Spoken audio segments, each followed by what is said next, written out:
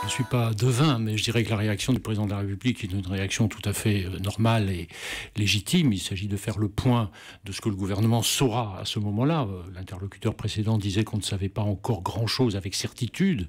Donc c'est un premier point. Puis deuxième point, le Conseil, c'est son rôle, aura décidé éventuellement, s'il estime que la situation le justifie, des mesures nouvelles.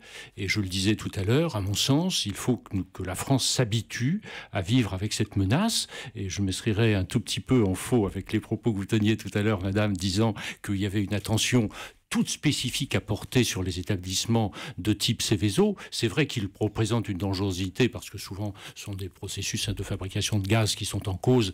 Bon, donc ça peut sauter, mais je dirais que tout lieu où se trouvent rassemblés des personnes est un lieu vulnérable et qui peut être l'objet d'un attentat ou d'une tentative d'attentat. Enfin, vous évoquiez tout à l'heure la tentative d'attentat de Sid Ahmed Glam à Villejuif dans une église. Bon, c'est pas l'église qui voulait s'en prendre, c'était aux fidèles qui sortaient d'un service religieux.